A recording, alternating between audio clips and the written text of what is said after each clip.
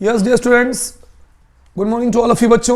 Now today we are going to solve the questions which will be very important from JEE and NEET examination बच्चों. चलिए let us discuss. बच्चों हमारा पहला question है what is the formula in which the element P forms CCP atoms. Element P है जो cubic close packing का arrangement रखती है and Q occupies 2/3 of tetrahedral void. चलिए पहले हम P एटम की बात करते हैं. आंसर हमारा एटम P है. P कितना है बोलो हमारा एटम. CCP अरेंजमेंट में 8 एटम होते हैं और 8 कॉर्नर पर होते हैं एट 8 कॉर्नर्स. और बच्चों मैंने आपको बताया था कॉर्नर की वैल्यू क्या होती है 1/8. 8 1 8 इज इक्वल टू 1. अब हम Q की बात करते हैं. Q क्या है. Q occupies 2/3 of tetrahedral void. Tetrahedral void में बच्चों एक एटम जो होता है वो 2 टेट्राहेड्रल वॉइड से जुड़ा होता है. पुराना मेरा सेगमेंट देखिए, मैंने वहां पर आपको बताया हुआ है. तो 2/3 ऑफ टेट्राहेड्रल वॉइड, तो एक एटम 2 से जुड़ता है तो 2/3 into 2, so it will B 4/3. चलिए अब रेशियो निकालते हैं. अगर हम P/Q की बात करेंगे, P की वैल्यू आ गई 1, Q की वैल्यू आएगी 4/3 और we can write P/Q is equal to 3/4. अब 4 यहां जाएगा, 3 यहां जाएगा, तो we can write here formula of compound will be P4Q3. तो बच्चों आवर आंसर विल बी, हमारा जो आंसर होगा our answer will be P4Q3. Is it clear. इस टाइप के क्वेश्चंस नॉर्मली बच्चों हमारे एग्जामिनेशन में पूछे जाते हैं. So the formula of compound will be P3 not 4Q, है ना. लिसन, देखिए P कितना है 3 है एंड Q कितना 4 है, तो it's answer will B P3Q4 because the value of P is equal to 3 and Q is equal to 4. तो formula of compound will be P3Q4. Is it clear बच्चों. Note down. Most important from examination point of view. चलिए let us discuss another question बच्चों of same type. Another numerical है बच्चों, numerical number 2 of same type. What is the formula in which the element P forms CCP. CCP मतलब ये हो गया कि element P जो है वो 8 एटम से जुड़ता है कॉर्नर के and Q occupy 1/3 of tetrahedral void. पहले 2/3 था, इस न्यूमेरिकल में मैंने 2/3 को बदल के 1/3 कर दिया. चलिए लेट अस सॉल्व इट. पहले हम लेते हैं P is equal to 8 atoms. कहाँ एट 8 कॉर्नर्स. ये 8 कॉर्नर्स पर होंगे बच्चों. कॉर्नर्स की वैल्यू कितनी होती है बताइए. Into 1/8. So 8 1 8 is equal to 1 atom. Q occupies 1/3 of tetrahedral void. Tetrahedral void में एक एटम 2 वॉइड से जुड़ता है, so it will be 1/3 into 2 is equal to 2/3. चलिए let us discuss ratio. P/Q, P की वैल्यू 1 है, Q की value 2/3 है और we can write here P/Q is equal to 3/2. चलिए फार्मूला लिखें. P कितना है बोलिए. P कितना है. Answer P/Q is equal to, और we can write P/Q is equal to, P 3 है Q 2 है, तो इसका जो फार्मूला होगा इट विल बी P3Q2. तो बच्चों what will be the formula of compound. The formula of compound will be P3Q2. क्योंकि P का संख्या 3 है, Q की संख्या 2 है, तो हमारा जो फार्मूला होगा कंपाउंड का that will comes out to be P3Q2. Is it clear बच्चों. चलिए बच्चों this is another numerical also important from examination point of view competitive. What will be the number of unit cells. देखिए यहां पर हमें क्या निकालना है, बहुत अच्छे से ध्यान रखिएगा. यहां हमें नंबर ऑफ यूनिट सेल्स निकालना है इन 8.1 ग्राम ऑफ एल्यूमिनियम. कितने ग्राम एल्यूमिनियम में. 8.1 gram of aluminium if it crystallises in FCC face centred cubic structure, है ना. एटॉमिक मास एल्यूमिनियम का इतना दिया. अब FCC क्या होता है बच्चों, मैंने आपको बताया था. फेस सेंटर्ड क्यूबिक स्ट्रक्चर क्या होता है, जिसमें 8 कोने पर 8 हो, 8 कोने पर 8 हो और सारे फेसेस में एक एक हो.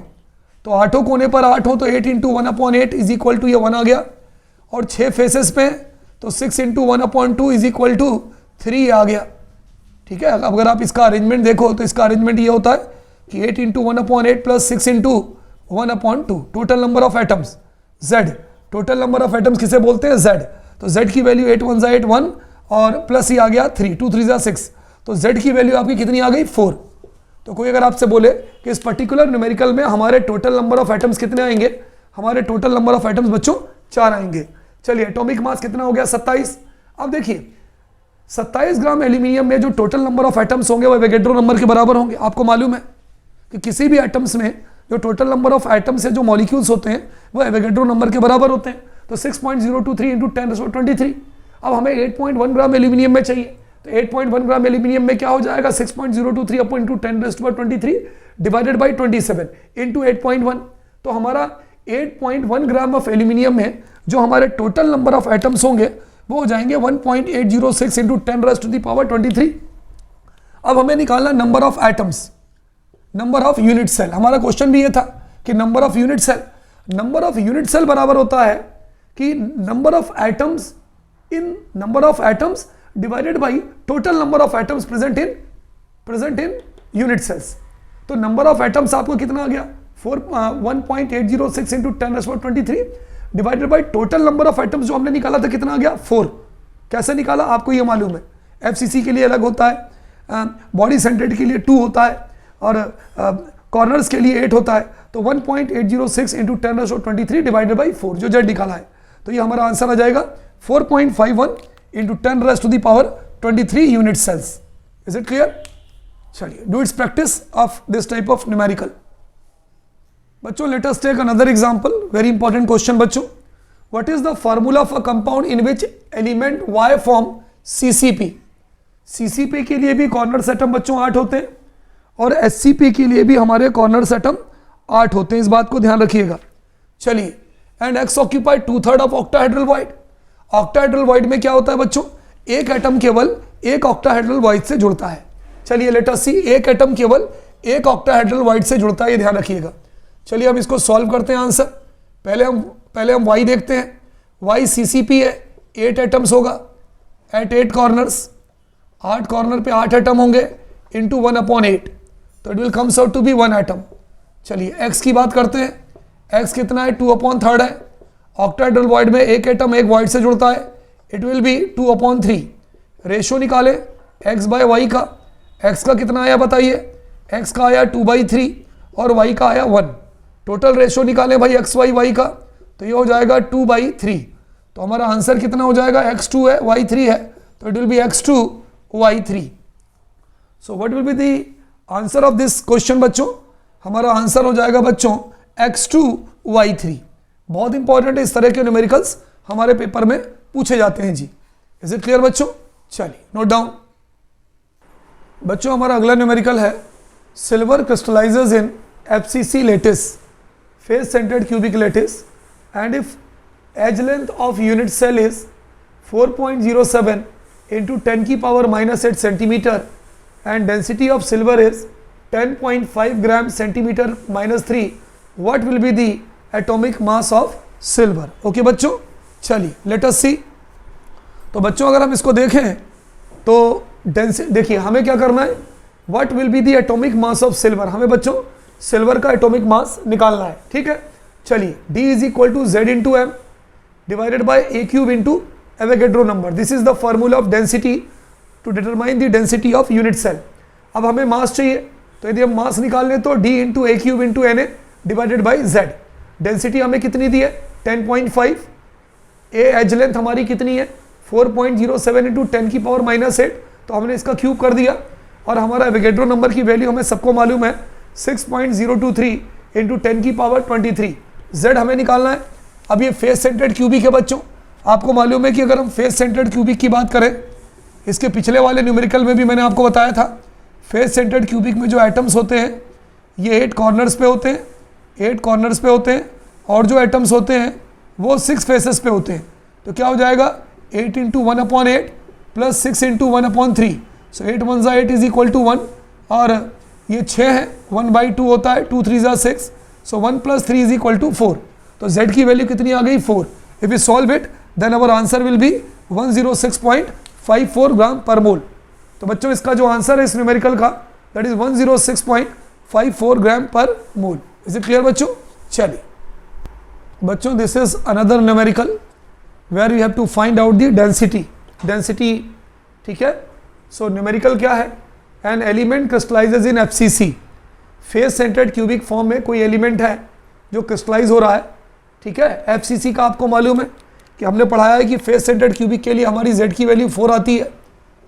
इसकी एज लेंथ क्या है, एज लेंथ है 400 per mole PM, 400 PM, 1 PM is equal to 10 की पावर -10, तो 400 pm को यदि हमें सेंटीमीटर में कन्वर्ट करना है तो 400 इंटू 10 की पावर -10 सेंटीमीटर। एवोगैड्रो नंबर की वैल्यू हमें मालूम है, मास हमें गिवन है 200 gram. Simply we can determine the density of unit cell. So D is equal to Z into M divide by A cube into Na। So 4 into 200, 400 into 10 की power -10 का cube ये, and if you solve all these then we will get the density is 4-5 gram per cubic centimetre. Is it clear बच्चों? चलिए note down. बच्चों generally this type of questions asked in our competitive examination कि भाई सारा solve करने के बाद हमें ये बताना होता है कि जो स्ट्रक्चर होगा क्रिस्टल का वो कैसा होगा, बॉडी सेंटर्ड क्यूबिक होगा, फेस सेंटर्ड क्यूबिक होगा, एंड सेंटर्ड क्यूबिक होगा, या साइड सेंटर्ड क्यूबिक होगा। मैंने बच्चों पिछले सेगमेंट में आपको बॉडी सेंटर्ड क्यूबिक की वैल्यू बताई थी, एक बार मैं फिर से बताऊं।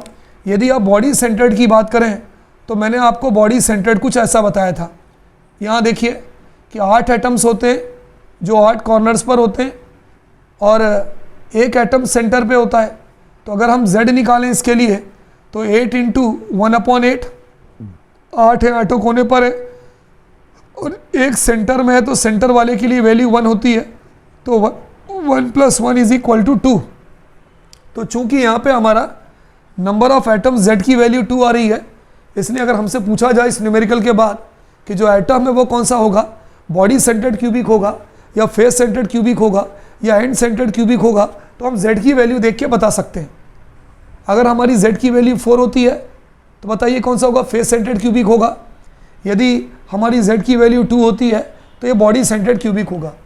हमारा क्वेश्चन था बच्चों, एन एलिमेंट विद डेंसिटी, है ना, हमारे एलिमेंट की डेंसिटी कितनी दी थी, 10 gram per cubic centimetre, form a cubic cell with edge length. ये हमारे एक ही वैल्यू है 3 इंटू 10 की power -8 centimetre. What will be the nature of cubic unit cell? भाई हमारा जो क्यूबिक यूनिट सेल होगा वो कौन सा होगा, फेस सेंटर्ड होगा, बॉडी सेंटर्ड होगा, सिंपल क्यूबिक होगा। If atomic mass of element will be 81 gram, simply will put the formula of density. Density is equal to total number of atoms into molar mass divide by edge length into Avogadro number, है ना। But which factor will determine the things that इसमें से कौन सा factor है बच्चों जो हमें बताएगा कि किस तरह का वो यूनिट सेल होगा, है ना। ये लिखा है ना, with density forms cubic cell with edge length, what will be the nature of cubic unit cell, कौन सा क्यूबिक यूनिट सेल होगा। तो जब भी आपको नेचर के बारे में पूछे बच्चों तो we have to determine the Z निकालेंगे तो D into A cube into Na upon M आ जाएगा। डेंसिटी 10 रख दिया, A क्यूब की वैल्यू रख दिया, एवोगैड्रो नंबर की वैल्यू रख दिया, अपॉन M रख दिया। हमारी जो Z की वैल्यू आई वो कितनी आई, 2। अब हमें मालूम होना चाहिए कि 2 वैल्यू कैसे आती है, कॉर्नर के 8 है इंटू 1/8 हो जाता है, सेंटर का 1 है, 1 + 1 इज इक्वल टू 2। तो चूंकि हमारी Z की value total number of atoms की वैल्यू 2 आई है, इसका मतलब it confirms that the cubic unit cell will be body centred cubic unit cell. तो अगर तरह तरह के यूनिट सेल आपको दिए हो आंसर में तो हमारा आंसर हो जाएगा it will be body centred cubic unit cell. चलिए बच्चों, let us do this numerical which is very simple. ठीक है, थोड़ा समझने का फेर है आपके। Aluminium crystallizes in face centred cubic structure. Atomic radius of metal is, atomic radius जो दिया है हमें मेटल का बच्चों, atomic radius of metal is 125 pm।